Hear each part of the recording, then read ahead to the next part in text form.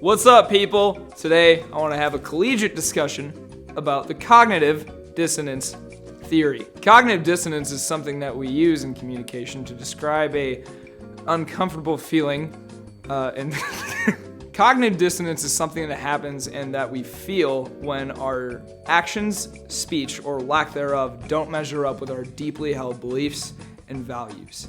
We need something called cognitive consistency. Now, cognitive consistency is when our actions, words, speech, whatever, line up with our beliefs. And if we don't have that, we have discomfort. So, if you believe that you shouldn't eat meat, then don't eat meat. Even though you may be missing out on the greatest things of life, but that's okay. I'm sorry to my vegetarian friends, that was rude. I'll stick by it though. You see, the dissonance, the discomfort that we feel is based on three things. Importance being, how important is this to you? Do it! Just do it! Level being, how much dissonance you are feeling based on the scenario that is happening. Do you know how many carbs are in beer? Don't let your dreams be dreams. How is this a dream? And rationale being, well... Yesterday, you said tomorrow, so just I did say that. Do it! Could you convince yourself into doing whatever it is that someone's trying to get you to do? Alrighty, well, depending on the level of dissonance that we feel, we try and fix it like taking a Pepto-Bismol for our brain. We do this by justification, which is finding a reason to make this thing seem okay to yourself. Reducing the importance, which is basically just minimizing whatever the heck it is. And distorting the information. He's not dead, he's sleeping.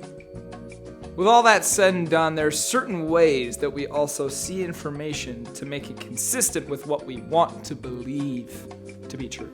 One of those things is selective exposure, which is seeking information that is not yet consistent with what you want to believe.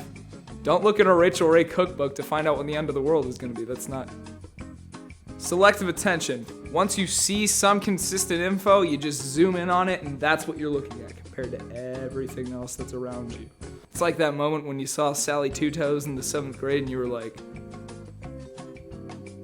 Selective interpretation. Taking ambiguous information and making it so that it is consistent with what you want to believe. So like you see that the grass is yellow in one spot and you go, that's aliens.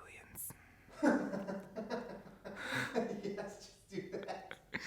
And then selective attention, which is just learning and remembering the specific info that you want to remember. Bro, do you remember in high school when I threw you all those touchdown football passes? I mean, those were some pretty sick spins. Yeah, but, you know, you also got arrested 8 times for possessing heroin. Cut to Batman! The final scene of the legendary blockbuster The Dark Knight is an excellent example of cognitive dissonance and justification of lying. Harvey Dent, the mayor of Gotham, dies by his own condemning choices. Gotham, unbeknownst to this evil conversion, cannot know what he had done, the awful acts that he had committed, or who he had killed. Why? Because it would cause unreal dissonance among the community. Gotham believed so dearly that Dent was a godsend, that he was invincible. The fact that he turned sour and would have just wrecked the entire morale of the city. Commissioner Gordon and Batman justified the cover-up because now that Rachel was out of Batman's life, he had nothing else to live for but justice. And so his beliefs matched up with his actions, and he had no dissonance, and the city had no dissonance either, because what they believed was still true to them. He's Batman!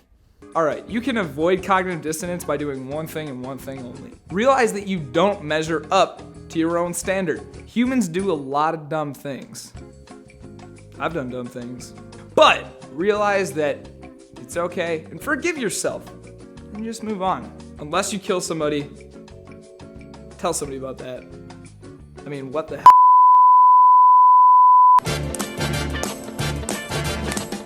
It's not unusual to be loved by anyone. It's not unusual